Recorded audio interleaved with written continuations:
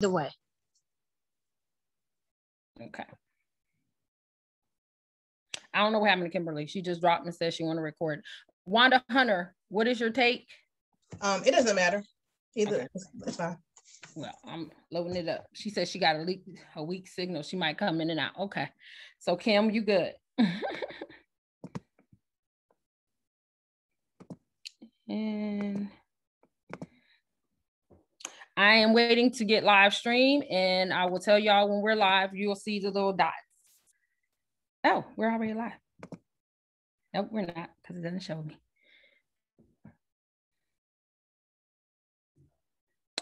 Okay. Get live stream, and I will tell y'all when we're live, you'll see the little dots.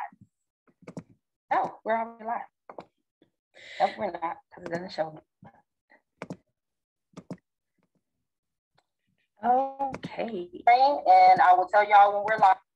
Okay, so this is Fayetteville Police Accountability Community Task Force. This evening, we wanted to discuss some serious issues that we have here, not only in our Fayetteville community, but issues that we have in Raleigh as well as North Carolina. The issue that we have is we have our elected officials that's constantly putting stuff in effect that we never asked for, nor has the citizens asked for. The request has never been done from any of the activists or citizens that even went on public record to state exactly what they wanted for their city, you know? So the citizens is still like, wait a minute, what just happened? Because that's not what we requested. But we have this stuff that's being implemented from our public officials that we voted for in office that's supposed to serve us. And they continuously want to do what they want to do and not the right thing for the citizens. So tonight we're having a discussion on Civilian Police Advisory Board, which you have heard this week that City of Fayetteville want to implement here in Fayetteville in August. They honestly believe that this is going to be a transparent accountability board. However, the officials actually mirrored the actual setup of the board, application process of the board from Raleigh's Civilian Police Advisory Board. So tonight, Fayetteville PACT has asked their partners as well as other advocates that is here across North Carolina that has been advocating for a citizen review board independent away from the police. And tonight we're going to see what is the pros and cons of the Raleigh Civilian Police Advisory Board versus a citizen review board. So first, I would like to introduce you to Serena Johnson. She can introduce herself and she can tell you exactly why we have a Raleigh Police Advisory Board. Thank you, Serena. Hello, everyone. My name is Serena Johnson. I'm Coalition Coordinator for Raleigh PACT. And we have a board for the city of Raleigh because we had some tragedies that took place prior to the board being enacted. Raleigh PACT has been fighting for a citizen advisory board since 2015. And what was asked for it to have investigatory power, subpoena power, and the ability to look at complaints that's going on throughout the city to have checks and balances with the police department, and that wasn't given. What was given to us is an advisory board that allows the board to look at policy for policy changes, but even with that being done, they don't have full access to all of the policies. So it hasn't been working at all. Would you like me to elaborate any more on that, Kathy? Well, what I'm going to do now is I'm going to share my screen and I'm going to show everyone a little bit of what we're talking about so people can understand exactly the process of the Civilian Police Advisory Board. I just can't get it out of my mouth because it's just so, you know, new, but yet ignorant to understand. So I'm going to share my screen so everyone can see exactly what this board is expected of. And what I'll do is I'll shift over to Wanda Hunter. And Wanda Hunter, can you explain to me, the Police Advisory Board was started, why do we have one in Raleigh versus a citizen review board? So, as you already stated, there was never asked for a police advisory board. We asked for a citizens review board so that we could come together and review any any police misconduct that was going on, and seeing if there was any violation of the policies that they have. And like Serena said, we asked for disciplinary, subpoena, and investigatory powers in that board so that we would have the authority to not just advise something, but do something if there was an officer that was found outside of the policy, and they could be disciplined in that manner. And the pushback that we got most of the time was about the subpoena power, and because it would have to deal with personnel files and getting officers to court if they were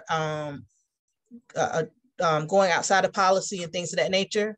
So that was the big pushback that we got, that it would take legislation from the General Assembly to be able to do that. So, you know, this is not something that can be done because you need legislation from the General Assembly. And our response was, the General Assembly passes laws every day. That's what their job is. So what is the difference between what we're asking for and what anybody else has asked for at the General Assembly as a law or amendment or any of those things? And so as the police accountability climate changed across the nation, we saw more and more stuff start to hit home. We started in 2015 in the fall, and there were several incidences that did not get a lot of media play, and then we had some incidences that did, and we had several requests, and a lot of our requests, one, for instance, was the body cams, and in the request of that, out of one side of her neck, the chief, Cassandra Deck Brown, said that she wasn't in favor of body cams. Well, lo and behold, on the day that Akiel Dinkins was killed, she was going to our city council to present a proposal for body cams. Now, mind you, at this point in time, Raleigh PACT was meeting with the city manager, Ruffin Hall, either Cassandra Deck Brown or her deputy chief, Perry. We were meeting with these people on a bi-weekly basis. So we were talking about what are the low-hanging fruit that Raleigh PACT at that point in time were asking for, and how could we get those low-hanging fruit and get all of the requests that we were asking for. And so as that was happening, they were telling us one thing but doing another thing. So they were throwing a rock and hiding their hand behind their back, because they knew that everything that we were asking for was feasible. And we had done the research. We had shown where other cities had done it. We had shown where other cities had done it, and it had made an impact in their crime rates. And they just didn't want to take it from ordinary people who have lived experience. They feel like that they know everything, and that's just not the case. But that's how we started in 2015, and that's how we got to this point. They then created a police advisory board, something that we didn't ask for, so that they could say that they checked off a box. And that's not what we asked for. Thank you, Wanda Hunter. And that is correct. To check a block or a box, either way it goes, it's still a check, right? So that's the same thing that we're experiencing here in Fayetteville. And as you said, it clearly states here in the Raleigh Police Advisory Board how it would look. It clearly states the board will not conduct any investigations. You won't hear testimony, or you can't even tell them what a disciplinary action is against the police, right? So what is really the purpose of a civilian police advisory board other than checking a block? Is it just something because of George Floyd, just to say, hey, we did something? Because right now, based on what you're telling me, Wanda, how is it going? Is it even going left, or is it going right? Is it productive? Are we getting results? What is the data analysis of this after you guys have had it since 2015? Like, what is the real report of the end game, right? So I'll ask Wanda Coker, where are we at right now with this civilian police advisory board there in Raleigh? Is it good? Is it bad? Is it left? Is it right? Or are we just sitting here in pond water waiting? First of all, I want to say that I'm out in the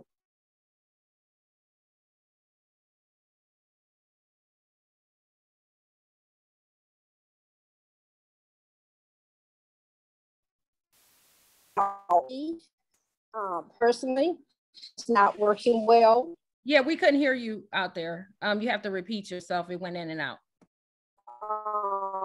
Okay, I said as far as reports from the news of the people on the board, it is just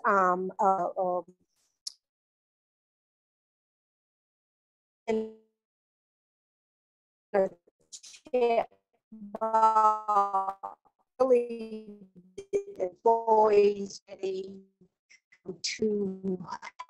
to their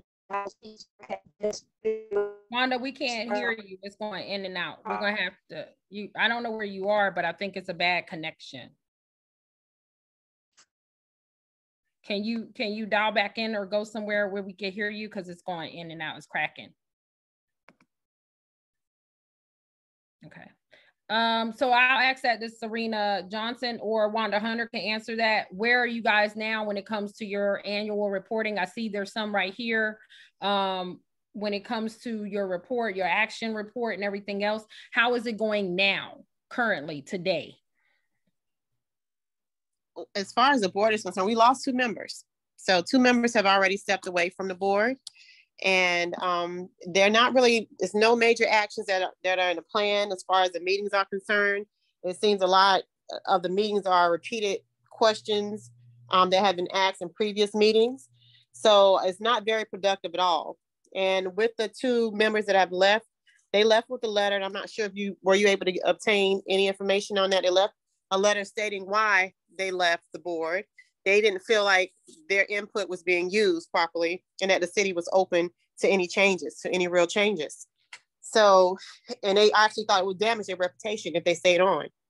So if we look at how they have behaved thus far with the city of Raleigh, I'm not sure how anything's going to get done in Fayetteville that's going to be, productive in enacting any change and accountability for law enforcement officers there.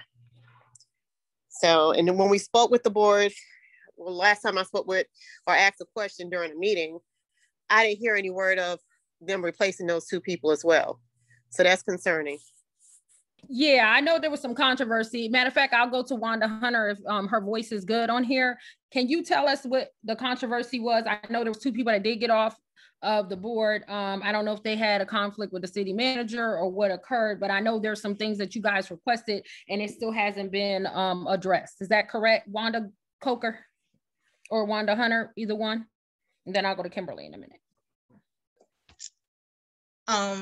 Either way. But there was controversy on the board, and some background information about what was going on. Number one, the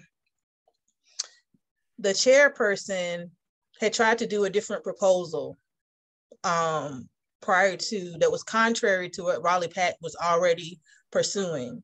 And this person had no background in police accountability at all. And so then they got made the chairperson of this police advisory board and abused their power by disrespecting the 2 young women who left, by disrespecting them and not being trustworthy either. So there's just so much background in that also about how that everything fell apart. And I think number one, it was a conflict of interest to have somebody as a chairperson that brought a proposal to city council that was contrary to what Raleigh PACT was proposing to start with. I think that was I thought there was a conflict of interest to start with, because it seems like that person would be blocking you every which way you went trying to get something done. And that's exactly what happened. the two young ladies that left were asking questions and asking for information from the city attorney and from the officer that was working with them on the for the board.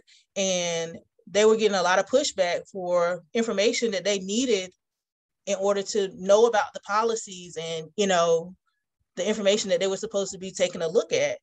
And they were getting a lot of pushback, and they're like, well, we cannot properly operate as a board if you are not providing us with what we need.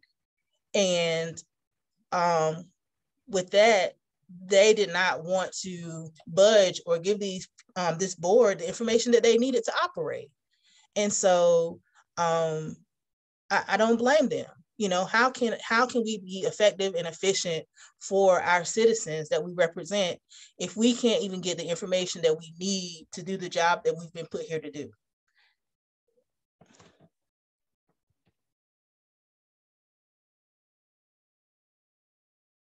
Thank you for your insight, Wanda Hunter. Can I get Wanda Coker to come in and say anything? I'm looking at the application process is similar to ours here in Fayetteville. Their proposal and application is definitely asking for an LGBTQ community person to sit on this board, as well as a police chief appointee from the police of chief. So that means that police chief can actually find someone that she wants on that board, he or she wants on that board.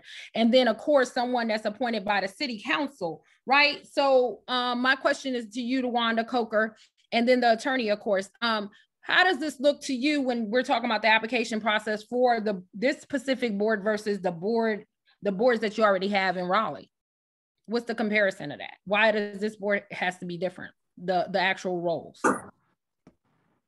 In the past, well, before this board was even formed, they sent around to the boards and commissions asking our gender, race, and all these different things. They wanted to know the makeup of it. And that's something Dr. Caesar started when she came. So the next boards they made up, and by this time our city council had changed, and first time in history, 2 LGBTQ members were part of the City Raleigh board. And I think it was Sage Martin, and insisted that the boards not only have Black people, but they should also have people from the LGBTQ community. But which I mean, that's fine. But the thing is, many of these boards already had that. It's just that no one was asking or pressing for what your gender or sexuality or whatever is. So that is something they started to make sure they're represented. And all the boards right now do not have someone on there from the LGBT community as of today, but many of the new ones, or when it's time to reinstate someone, that is something that they ask or they look for. But I don't see that as the real issue, adding someone from other communities there. The issue is that whoever you add to the board, you need to be listening to the board. They don't listen. It's just like, okay, I'm on the Fair Housing Hearing Board, and they still haven't given us our subpoena powers. So it's not about the people. It's just, again, checking the boxes. Thank you. I asked specifically about the people because the thing about it is, the thing is that we have a lot of boards here in the city of Fayetteville, and I think you guys do too, but it doesn't specifically say LGBTQ. So that's what I was asking about, that specific, LGBTQ. And then I think for us, if you look at our document, is asking for Hispanic as well. So we don't have, when you go in the Board of Commissions for Fayetteville, we don't have Pacifics written up that way. So that's why I asked the question. Now, the thing is, I think the reason why this is written that way is because of the racial equity portion of it. And they want to make sure that everyone across the board is, is equal. However, there's some boards that doesn't specifically say this specifically. So to me, I just found it kind of like, okay, we're going to change all the boards that way? All the Board of Commissions should read this. It should not read, you know, the other way. So that's why I said, like, I think it should be written just like that, to add every group from every area into the board, all boards. So that's why I asked that question. And this right here is the city of Fayetteville's proposal plan of actually setting the board and putting it together. And it's very much mirrored to you all's board in Raleigh. And I'm just going to go over to what we were talking about before when we asked for a citizen review board, which there's a bill out right now, SB 682 and SB 510 when it comes to body cam footage. So my question is going to go to Dr. Kimberly Matarian. If we have these bills that's already in legislative or waiting for signature, why is it that Fayetteville is implementing a actual police advisory board, but we asked for a citizen review board? Well, first of all, let me say thank you, Kathy and Fayetteville PACT, for having us on. This is a very important matter. And of course, it speaks directly to the relationship that cities have across America with minority populations, Black people specifically, and Hispanic populations. And the reason why I would think that you did not receive what you asked for is because they never intended to give you what you asked for. I think when you look at the police departments, most of our cities are not creating police departments to protect Black people, is to manage Black people. So anything that gives us power is intimidating, is taking the power away from the current system. And of course, subpoena power would give us the authority to scrutinize, ask, inquire, and even fire, have legitimate reasons to have officers removed. And I believe that in Raleigh, with an over 800-man team, is asking too much, because they breed the narrative that says there is nothing wrong with us. We don't even need a police accountability board. I mean, we fought, but even all the way up to the very end, they felt like they didn't even need a police accountability board in any fashion. And when we were close to the edge of getting something, then they created, they did another extensive research across the city, 6 more meetings in different neighborhoods, asking, does any other community need an accountability board? So delay, disregard, all of those things are where our cities stand when it comes to protecting the African-American issues on any level. If they can keep us managed, maintained, and at a minimum, then they've won. And that is what we're seeing across the board in policing and almost every other area that have anything to do with the cities. Thank you. So let me ask this question. After the George Floyd's riots there in Raleigh, do you honestly believe that this was something that we feel as advocates is a way to keep us quiet, or a way to like put us on these boards so we won't be able to speak and be outspoken anymore because we're on this board? You know, there's some advocates that's on these boards. And is this a way to like pressure us to be quiet at this point where we won't have the ability to speak as much? So I asked Serena Johnson that question. Is this a way to shut us down? Yes, basically it's a pacifier, really. It's a pacifier mainly for the public. The people who are on the board, they see that it's not functioning properly and they've been speaking out against it. But if the public don't know what's happening during these meetings, there's no way for us to really convey the message that this is not working. Now, with the two members leaving, that was, you know, released to the media, and that was, people are aware that things are not working. But prior to that, they weren't aware because the attendance to these meetings is not very high. You know, when you look at it, and it's not high because the city is not investing and really engaging the public with what's going on. Because if you engage the public more, you're going to see that there are more problems. So this is just a way for them to say that, look, we've done something. We have a police accountability board.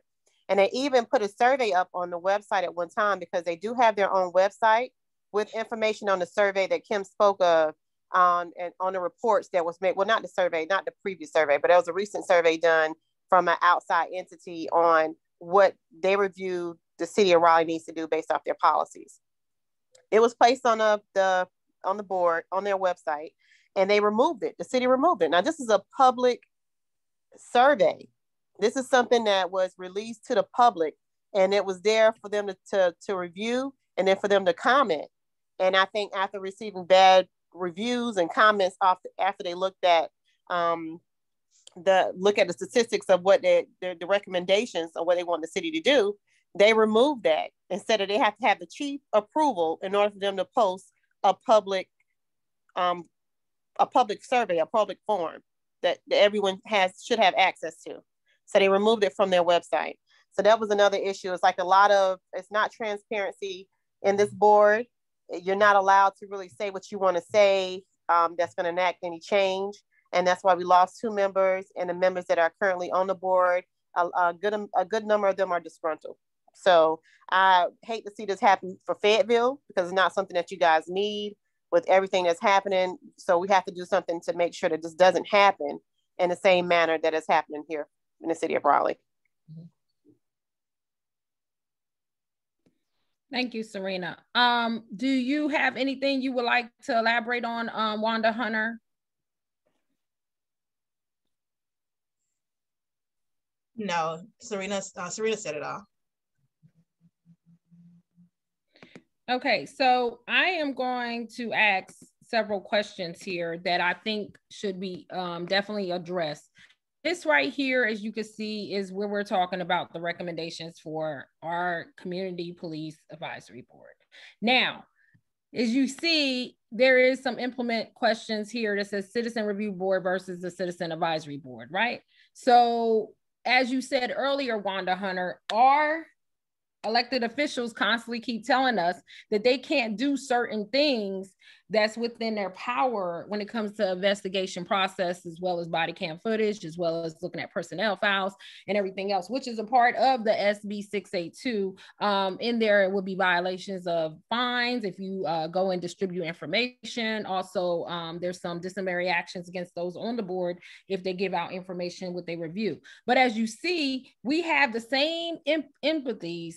We have the same actual functions that you will have if you see what the board can do, correct? As well as what you have in Raleigh. So we are not able to review the body cam footage, as I said. We cannot review the actual criminal investigations, but yet we have the chief of police that can designate somebody on this board. So how would it look to actually try to say, hey, we think we should make policy changes in the police when it says, I'll use one that's the highest example. The police department has a policy where you can't tamper with your body camera, turning it off or on during any investigation. So I'll use that one as an example. Now, how can we as board members implement this as saying you can't do this when they have been doing it if you don't give us the authority to do any disciplinary action? So that is the question. How can we do something, right, against your policy because you're violating your own policy as board members, but we don't have disciplinary action? So once again, I'll go to Dr. Matarian and tell us how can we, what can we do on this board? That's the question. Let's be real. What exactly can happen on this board? That's my question. Like, I see nothing we can do. So I'm just curious to know for a citizen aspect, what is it that I can do on this board other than check a block and get a resume saying I sat on it? I'm just trying to see what can I do? Can somebody please answer? Because I am confused. And I think they know that because the details is in the writing. And I think they've gridlocked every way possible that we could have any power to free ourselves from the ongoing injustices that happen daily in the police departments across America. Not just Fayetteville, not just Raleigh, but everywhere. Now, Charlotte has been successful in having some differences in their policies. I can't tell you there are any greater in differences to Raleigh because we're all under the same state law. But here's what I would like to say as well, is that even if we can't have subpoena power at this time, we could at least understand what the ramifications are for an officer who may violate the policy. we don't even have power to know what they do to an officer if he violates. We have no recompense of understanding what is the punishments. We had Sir Hill Margerard who died. We don't know what disciplinary actions were done to hold the police officer accountable, if any.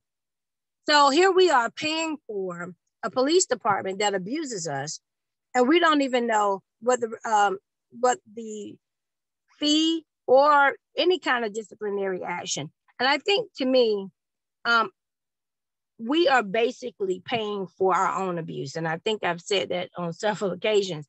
We're actually financing our own abuse. And I would like to see us begin to pull out of the system versus to keep hoping that we can build some kind of solidarity between us to get something done. I just think it's very unrealistic at this point. And as we wait for them to do so, we're actually dismantling our own value just to hold on to a relationship that really is not. Because we don't have a working relationship with these police departments.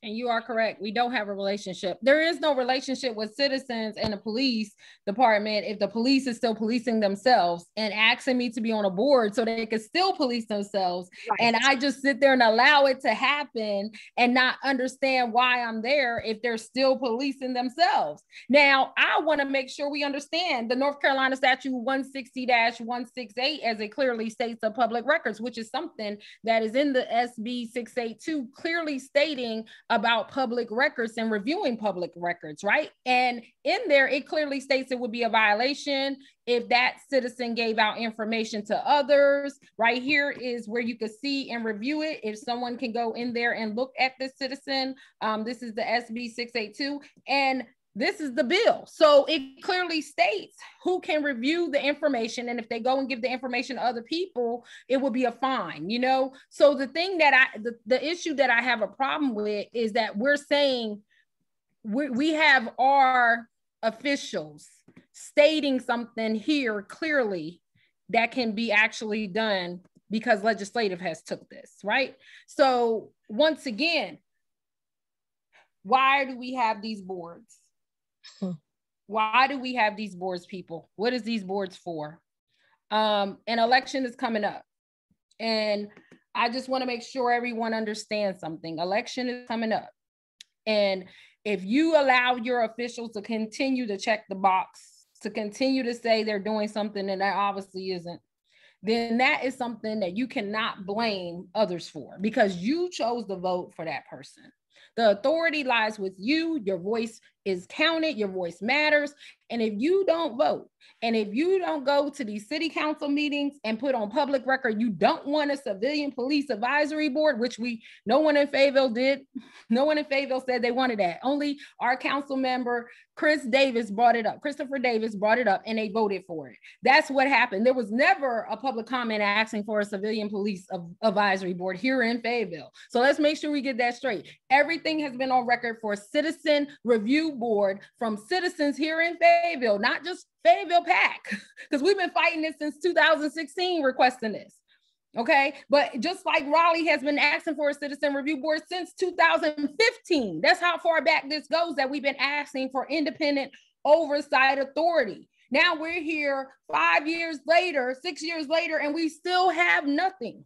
We are still getting crumbles and scraps from our people that's supposed to govern us, that we are not getting our public servants.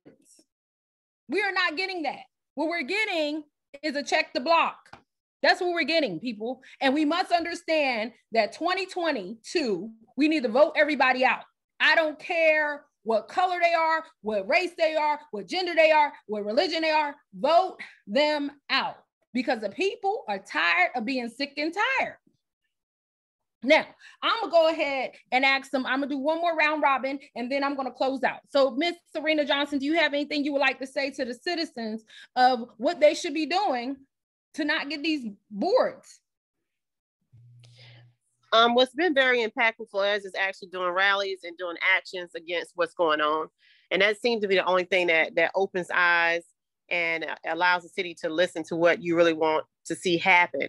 And also, I'm not sure exactly how the legal team is built in Fayetteville. If you guys can, there's no equal protection under the law. There's been a lot of violations that's been done as far as constitutionally and even with state law that they have not been abiding by with what's been happening within the city. So someone has to be held accountable, and sometimes you have to go to an extreme in order for that to happen, because things are happening at an extreme level. We are losing life every day. And even with not just on the extreme level, even with the day-to-day life of being harassed in these areas for gentrified areas, even with just typical misconduct of law enforcement for all citizens. So something has to be done from people, and they have to be active, and they have to make sure they tell their city officials what's going on and what they want to see happen. Because if they don't hear from you, they're going to think that there's going to be no power behind what Fayetteville PACT is trying to do with forming something that actually has teeth. And we have to do something to make sure that happens by being loud about what we want, because it's not going to happen otherwise. Thank you, Serena Johnson. I'll go to Wanda Hunter. Yeah, so I think Raleigh PACT had a lot of requests when we requested the Citizens Review Board. And one of those things that I see that has come back to bite us was HB 972, which was the body cam bill. And I remember walking the halls of the General Assembly, talking to individuals who are going to the floor to vote, who had not even read the bill, And here we are now, 5 years later, and in Elizabeth City, we are seeing how that bill was detrimental to what we were working towards. And I think now people actually see the impact of what these bills can do and how they can backfire on you. And that was one of the things that we advocated for, was that what average person has the money to pay a lawyer to go get body cam footage? You know, who's gonna go through all of those loops to, just to get an officer violated for a policy violation or excessive force or whatever it may be. And now we see that with the death of Andrew Brown, like they don't want to release the body cam footage because they know that they were dead wrong. But then it goes into the politics of that area and who runs that city, from the DA to the sheriff, all of whom which are elected. And so we as a people, when we talk about this police accountability and how it disproportionately affects our communities, we also have to bring in the part about our role as being voters. And I tell everybody that I know, I'm unaffiliated, so I don't do the party.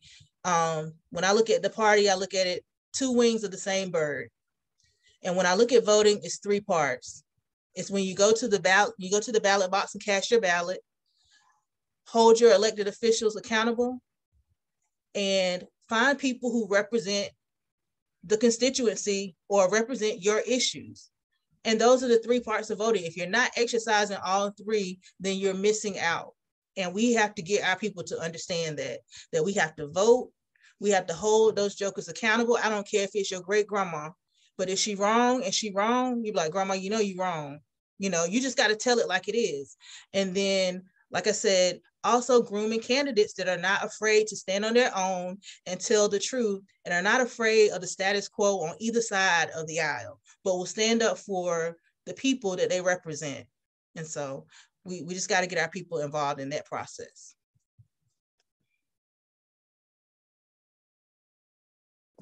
Thank you, Wanda Hunter. And I'll go over to Dr. Kimberly Matarian. Thank you, Kathy. Well, one of the things that I think is essential in anything that we do is we need to find the other loopholes, because certain things are constitutional violations. And I don't think we we stay at the state level, but there are some things that violate us with due process under the law, equal treatment under the law.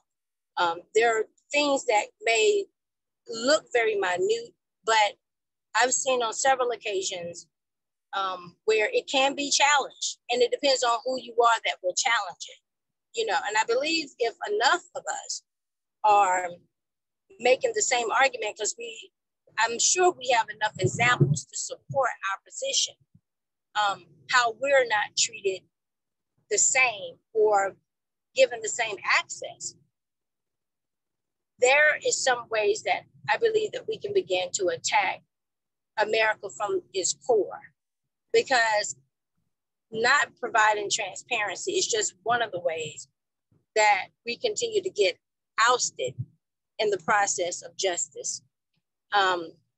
Certain things should be a given. Atlanta, well, the state of Georgia, transparency, anybody can look at the video. It doesn't matter who it is. You don't even have to be a part of the video. There are so many different ways, and I think we should start looking outside of the box, where we're not codependent on those who even run for office, because there are certain laws that have already been given. We just haven't exercised those laws. And I think that's the term, exercise, because those laws typically don't even get uncovered until somebody digs for them. So, you know, I think somebody mentioned legal team. We do. We need more legal help. We need to call on more attorneys who are for the cause. You know, we only have a handful who come out and stand with us in solidarity, but there's certainly some room that we can expand how we look at this justice system and start thinking outside of the box, because it is definitely us against them. And, you know, having said that, we may need to start looking at an alternative form of policing altogether. Do we need that form of policing? Can we fire this entire way? Remember, our taxpayers' dollars fund this agency. Do we want this type of agency to be over us? What do we really want? Do we even have to have the cops as our form of protection? You know, we just may have to be very revolutionary in our thinking. And I would like to see us begin to take on those type of tactics. Thank you, Dr. Matarian. So as we know, I just want to make sure we understand that both cities are trying to implement something. Well, Raleigh has already implemented it. I'm sure it'll probably start going across the board, because usually that's how it happens, right? Usually our lawmakers give another lawmaker something and they be like, yeah, I'm gonna go with that too. Like, no one does real policy change. And that is the issue that I have. The issue I have is, why are we not doing real policy changes? And, you know, why should the citizen be asking our officials, hey, can you give me something that no one else has? Can you be original? Can you be authentic? Why we got to copyright? Why do we have to copyright? So I just leave everybody with that. I'm Fayetteville Police Accountability Community Task Force co-founder and president, and I just say, vote them out, defund the salaries of the politicians that's not for you, and make sure that you're at every poll site, every city council meeting, every county commissioner meeting, using your voice, because your voice matters. Your voice matters, just like the money you pay them matters, and your lives matters. You should be in charge of how you live. No one should tell you how you should live. You should be in charge of how you live, and you should those public servants that took an oath that this is how you want to live. Independent oversight away from the police, where the police cannot continue to police themselves. So I thank you, everyone, for tonight, and I appreciate all our partners coming to join us, and you guys have a great evening.